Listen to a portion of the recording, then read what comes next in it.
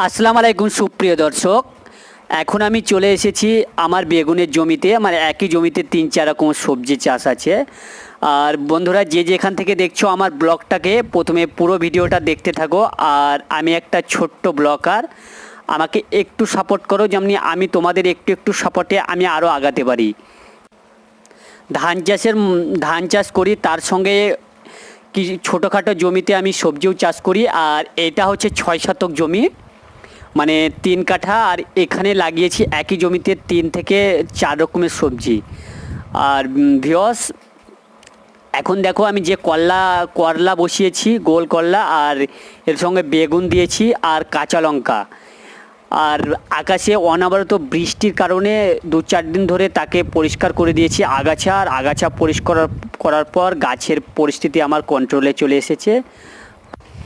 যে করলা গাছ আছে সেই করলা গাছে আমি একটা করে আগা পুঁতে দিচ্ছি, আর তার সঙ্গে দেখো তাকে মাচান ধরিয়ে দিচ্ছি। আর এটা আমি মাল আমার গাছে চলে এসেছে অলরেডি, আর দিন 10-এর মধ্যে মাল অনবরত চলে আসবে। আর ফ্রেন্ডস, এখন বেগুন তৈরি করা কঠিন হয়ে যাচ্ছে, কারণ ডোগ পোকা, আগা, বিভিন্ন রকম পোকাতে তাকে আক্রমণ বেশি।